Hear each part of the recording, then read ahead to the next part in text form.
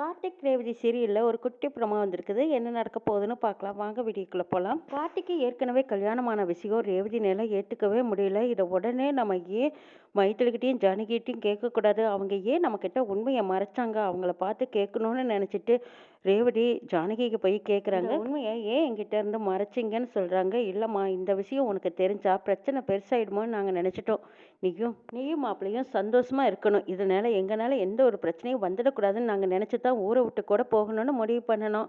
அப்போங்க நீ பார்த்து தான் திரும்பவும் இதே ஊருக்கு கூட்டிகிட்டு வந்த. எங்களால் எந்த பிரச்சனையும் வந்துடக்கூடாதுன்னு தாம்மா நாங்கள் நினச்சோம். அதனால தான் நாங்களும் சொல்லலைங்கிறாங்க. ரேவதி, மாப்பிள்ளை தம்பியை பற்றி நீ தப்பாக எடுத்துக்காத. அவர் உனக்கு புருஷனாக கிடைக்க நீ கொடுத்து வச்சிருக்கணும். எங்கள் வீட்டு பொண்ணுக்கு தான் அந்த வாய்ப்பு கிடைக்காம போயிடுச்சு. அவரை நீ புரிஞ்சுக்கிட்டு வாழ்ந்தீன்னா உன் வாழ்க்கை ரொம்ப சந்தோஷமா இருக்குங்கிறாங்க மைத்திலி. ஆமாம், அவர் எங்கள் வீட்டுக்கு டிரைவராக வந்தபோது எங்கள் குடும்பத்துக்காக நிறைய நல்லது செஞ்சுருக்காரு. என்னோட உயிருக்கு ஆபத்து வந்தபோது கூட அவர் தான் என்னை 2 தடவை காப்பாற்றிருக்காரு. ஆனால் அவர் எல்லா வகையிலையும் எனக்கு ரொம்ப பிடிச்சிருக்கு. அவருக்கு ஏற்கனவே கல்யாணமான விஷயத்தை ஒன்று மட்டும்தான் என்னால் ஏற்றுக்கவே முடியல. ஒரு சராசரி பொண்ணாக என்னால் ஏற்றுக்கவே முடியல அப்படின்னு சொல்லி அழுகிறாங்க ரேவதி. ஆமாடி ரேவதி, நீ சொல்கிறது எல்லாத்துக்குமே யதார்த்தமான ஒரு முடிவு தான். ஆனால் வாழ்க்கையை புரிஞ்சுக்கிட்டு வாழ்கிறதாமா சரிங்கிறாங்க ஜானகி. உங்கள் பொண்ணு தீபாவை கார்த்திக்கு ரொம்ப பிடிக்குமா? அப்படி ஒரு வேளை என்ன பிடிச்சிருக்குன்னு தெரிஞ்சுக்கிட்டா நானும் அவர் மனசில் இடம் பிடிக்கிறதுக்கு அவருக்கு பிடிச்ச மாதிரி நான் நடந்துக்கலான்னு தான் நான் கேட்குறேன்னு ரேவதி ஜானகி அம்மாட்ட கேட்குறாங்க. ஆமாடி ரேவதி, நீ இப்போ கேட்குற கேள்வியிலே நீ தெளிவாயிட்டின்னு எனக்கு ரொம்ப நல்லா புரியுது. அவங்க 2 பேரும் சந்தோஷமா இருக்கிறதுக்கு காரணமே அவங்களுக்கு பிடிச்சது ஒரு பாட்டு. அந்த பாட்டு தான் அவங்க 2 பேர்த்தையும் இணைச்சி வச்சதுன்னு நான் நினைக்கிறேன். தீபாவை பெரிய பாடகி ஆக்கணும்னு ஆசைப்பட்டாரு. அதுக்குள்ளேயே அவள் போய் சேர்ந்துட்டா. ஆனால் அவர் எப்பவுமே ஆடம்பரத்தை விரும்ப மாட்டாருமா.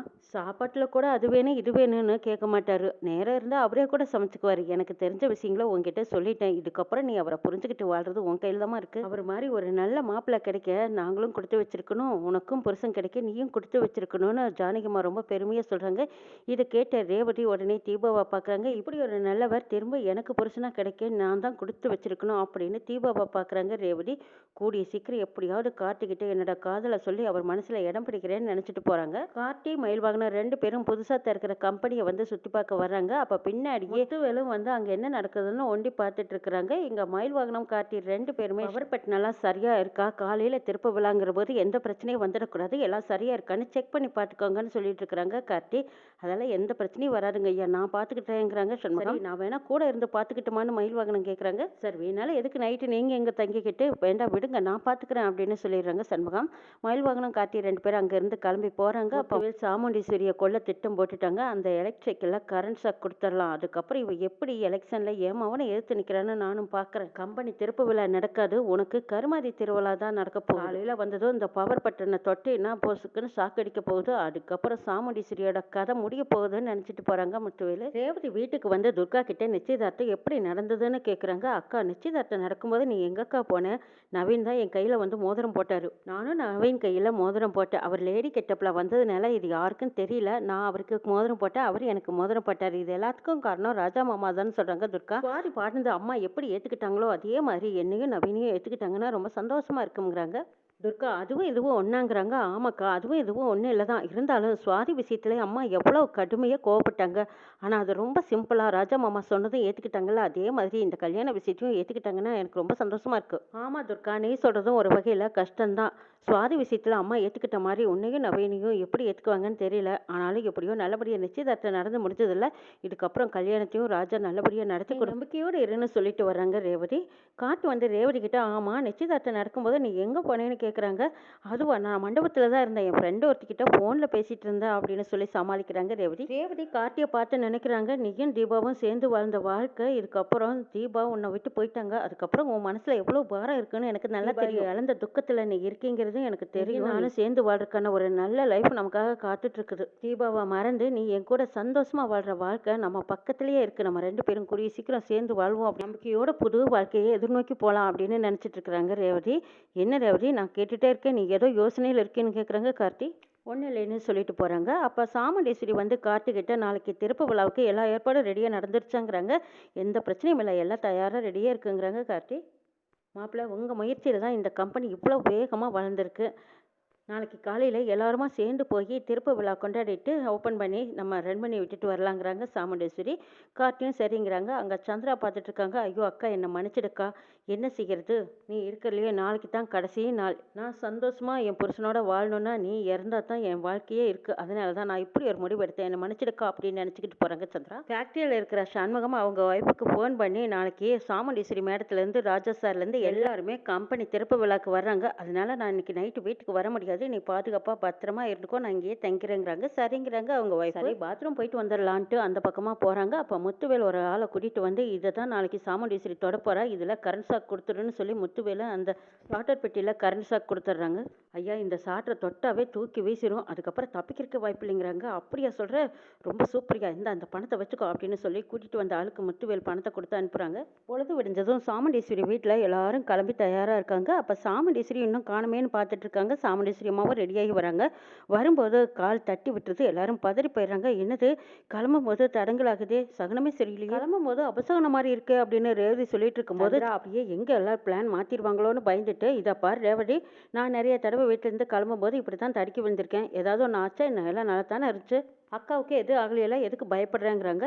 ராஜராஜன் சொல்கிறாங்க சரி ஒரு டம்ளர் தண்ணியை குடிச்சிட்டு கிளம்பலாம் ஈஸ்வரி, உட்காருவா அப்படின்னு சொல்கிறாங்க. சாமுண்டீஸ்வரி உட்காந்து தண்ணியை குடிச்சிட்டு அங்கேருந்து கிளம்புறாங்க. சண்முகம் சாப்பிட்டுக்கிட்ட வந்ததும் யோசிக்கிறாங்க. ராஜா சார் நேற்றே செக் பண்ணி பார்க்க சொன்னார், பவர் எல்லாம் கரெக்டாக வருதான்னு. சரி நம்ம சாமுண்டீஸ்வரி அம்மா தொடறதுக்கு முன்னாடியே நம்ம செக் பண்ணி பார்த்து நினச்சிட்டு சுவிட்ச் ஆன் பண்ண போகிறாங்க. அப்போ அந்த முத்துவேல் வச்சிருக்கிற ஆள் அந்த நபர் அங்கேருந்து எட்டி பார்க்குறாங்க.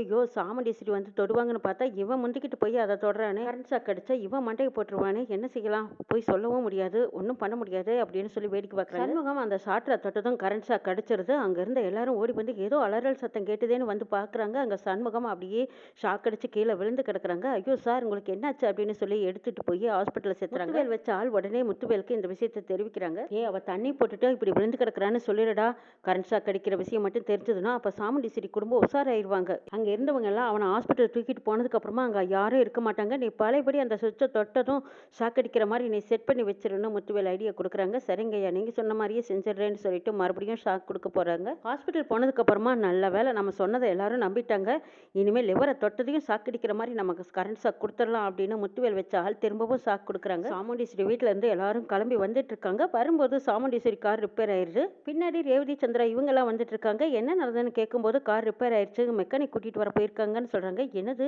இன்னைக்கு நடக்கிறது எதுவுமே சரியில்லையே, அம்மா வரும்போதே கால் தட்டி விட்டது, இப்போ கார் வேறு ரிப்பேர் ஆயிடுச்சு, மனசுக்கு எதுவுமே இது சரியாக படலையேன்னு யோசிக்கிறாங்க ரேவதி.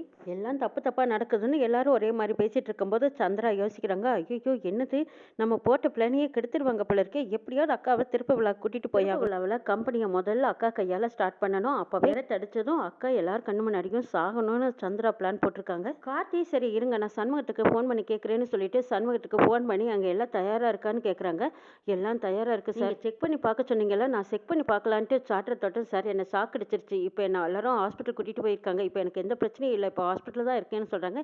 இதை கேட்டதும் கார்த்திக்கு அப்படியே தூக்கி வரப்படுது. என்னது ஷாக் அடிச்சிருச்சு, நான் வரும்போது ஒரு தடவை செக் பண்ணி பார்த்தனே, சரி இருங்க நான் வரேன் அப்படின்னு சொல்லிட்டு கார்த்தி சாமுண்டீஸ்வரி ராஜராஜன் இவங்க எல்லாரும் மெக்கானிக் வந்ததுக்கு அப்புறமா நம்ம ரெடி ஆகி போய்க்கலாம், நீங்கள் இங்கேயே இருங்க வெயிட் பண்ணுங்க வந்துடுறேன்னு சொல்லிட்டு கார்த்தி ஹாஸ்பிட்டலுக்கு போகிறாங்க.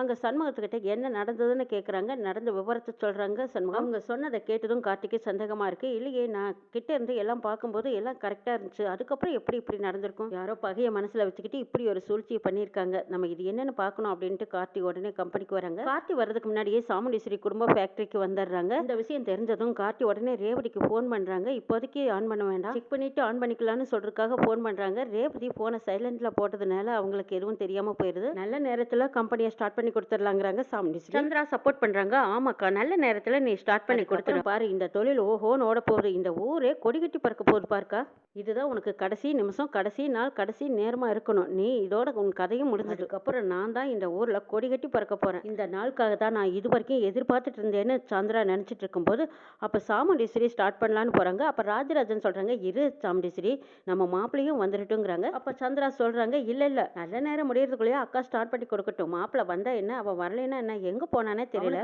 நம்ம ஏன் எதிர்பார்த்துட்டு இருக்கணும் அப்படின்னு சொல்கிறாங்க சந்திரா. இல்லை சந்திரா என்னதான் இருந்தாலும் நம்ம வீட்டில் இருக்கிறவங்க எல்லாரும் இருக்கணும், அதுதானே முறை, நம்ம நம்ம ஒருத்தரை விட்டுட்டு எப்படி ஒரு விசேஷத்தை பண்ணுறதுங்கிறாங்க. ஆமாம், தொழிலாளருங்க எத்தனை பேர் காத்துட்டு இருக்காங்க. இப்போ ஸ்டார்ட் பண்ணி கொடுத்தா அவங்க வேலையை ஆரம்பிப்பாங்கல்ல, அவன் ஒருத்தனுக்காக நம்ம வெயிட் பண்ணணுமா என்னங்கிறாங்க சந்திரா. இல்லை சந்திரா, அவர் சொல்கிறதும் சரிதான், மாப்பிள்ளை வந்துட்டுங்கிறாங்க சாமுண்டீஸ்வரி. ஐயோ அக்கா, நீ புரிஞ்சுக்காம பேசுறீங்க, நல்ல நேரத்தில் ஸ்டார்ட் பண்ணணும்க்கா, அதான் நல்லதுங்கிறாங்க சந்திரா. ஆமாங்க, சந்திரா சொல்கிறது சரிதான், நம்ம நல்ல நேரத்தில் ஸ்டார்ட் பண்ணிடலாம், வேலையாளுங்களோட வேலையை கெடுக்கக்கூடாதுல்ல. மாப்பிள்ளை இப்போ வந்துடுவாங்கன்னு சொல்கிறாங்க. அவன் ஒருத்தனுக்கொசரம் நீ வெயிட் பண்ணக்கூடாது, இத்தனை பேர்த்துக்கொசரம் தானே நம்ம இந்த கம்பெனியவே ஸ்டார்ட் பண்ணுறோம், நீ ஆன் பண்ணு அப்படின்னு சந்திரா ஊக்கம் கொடுக்குறாங்க. சாமுண்டீஸ்வரியும் ஆமாங்க சந்திரா சொல்கிறதான் சரி அப்படின்னு சொல்லிட்டு ஆன் பண்ணலான்ட்டு போகிறாங்க. சந்திராவோட சூழ்ச்சி கார்த்திக்கு தெரிஞ்சிருது. உடனே நிறுத்துங்க அப்படின்னு சொல்லி சத்தம் போட்டுக்கிட்டு வராங்க கார்த்தி. திரும்பி பார்க்குறாங்க சாமுண்டீஸ்வரி. என்னாச்சு மாப்பிள்ளை, ஏன் இப்படி போய் ஓடி வராங்க அப்படின்னு அதிர்ச்சியாக எல்லாரும் பார்க்குறாங்க. அப்போ தான் அந்த கரண்ட் ஷாக் இருக்குதுங்கிறது தெரியுது. அப்பாடா, எப்படியோ நல்ல வேலை, கார்த்தி அம்மாவோட உயிர் காப்பாற்றிட்டாங்கன்னு பெருமிச்சு விடுறாங்க. இன்னும் என்னெல்லாம் நடக்க போகுதுங்கிறதையும் நாளை எபிசோடில் பார்க்கலாம்.